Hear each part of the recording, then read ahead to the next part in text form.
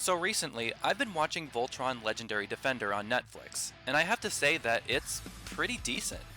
I know Voltron as a franchise has been around since the 80s, but I've never cared about it up until now. The only reason I even bothered to give this one a try, besides the fact that I currently have nothing to watch on Netflix now that I'm all caught up and waiting for the next seasons of Stranger Things and BoJack Horseman, is because this reboot was made by some of the same people who brought us Avatar and Legend of Korra, and it definitely shows. Especially in the character designs and animation. Everything about their facial expressions to the choreography for action sequences that don't take place in a giant CG robot, it all feels oddly familiar to me, and I really dig it. But visuals aside, Voltron also has a similar level of care paid to its storytelling. There's a nice healthy blend of action, comedy, and character growth. It really scratches that Avatar itch that I've been feeling since Korra ended, and it's great to see that some of my favorite aspects of the Avatar series are living on in a completely unrelated show. It says to me that I didn't just love what Avatar did in the context of its own stories and universe, but also just what it accomplished as a cartoon.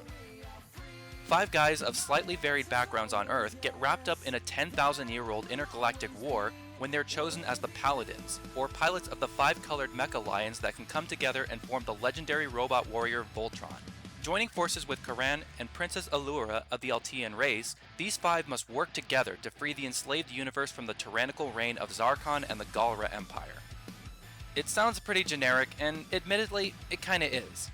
At first, a lot of these characters just came off as the typical character stereotypes we've seen 1,000 times before. You've got Lance, the flirtatious, sarcastic comedic relief, Hunk, the fat guy who loves eating and can be somewhat cowardice, Pidge, the smaller, know-it-all techno-whiz, Shiro, the level-headed natural leader, and Keith, the lone wolf who would rather settle things on his own terms than work as part of a team.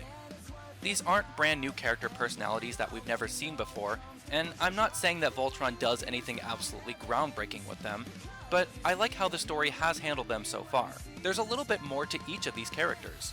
During their quest to defeat the Galra, they each have their own inner struggle that they're trying to work through, or a question that they're trying to find the answer to. And there have been plenty of instances where these characters grow and do things I didn't expect them to do.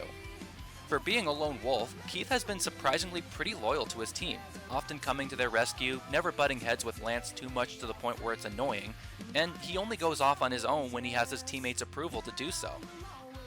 Hunk has his moments where he displays a lot of courage and passion to follow what he believes is right. I thought the princess was just going to be the token female character who really doesn't do much other than offer moral support since she isn't needed to form Voltron, but even she has her moments of demonstrating her struggles and making her own sacrifices for the good of the team.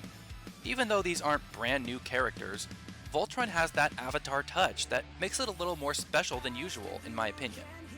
The exposition gets dumped a little too heavily at times for my tastes, and the world building isn't as good as I think it could be, but other than that, there's really nothing bad about this show. It's a really enjoyable action cartoon. The CG space battles with the lions are decent, and they have their moments when they do something interesting. But I think I prefer the on-foot combat moments more because they just feel faster paced, and we get to see a little more of what these individual characters can do when they're not piloting their lions. It's during these action sequences in particular when I feel the show has its closest resemblance to Avatar. The transformation sequence for when Voltron is formed is recycled throughout the show, and I find myself tuning out briefly during these instances, but the show does enough outside of this to keep me engaged the rest of the time. Voltron can get a little preachy about the importance of teamwork and never giving up in the face of danger, but I felt that that was part of the charm of something like Gurren Lagann, and this is another show about a giant battling space robot, so I can forgive it for that. Currently, the show only has one season of 11 episodes. Each one is about 20 minutes with the exception of the hour-long first episode, and the pacing is excellent.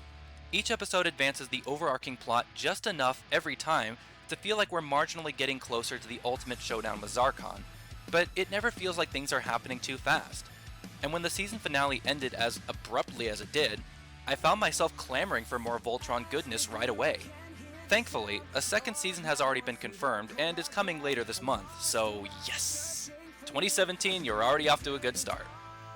I guess you could say Voltron Legendary Defender does its job as a reboot of bringing in new fans to an existing franchise, since I found myself caring about it and enjoying it quite a lot. If you're an Avatar fan, definitely consider giving this one a look. I'm not necessarily saying it's as good as Avatar, but it carries the torch, so to speak.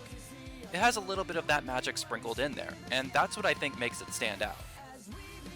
Thanks for watching. This has been Brawlmaster012 signing off.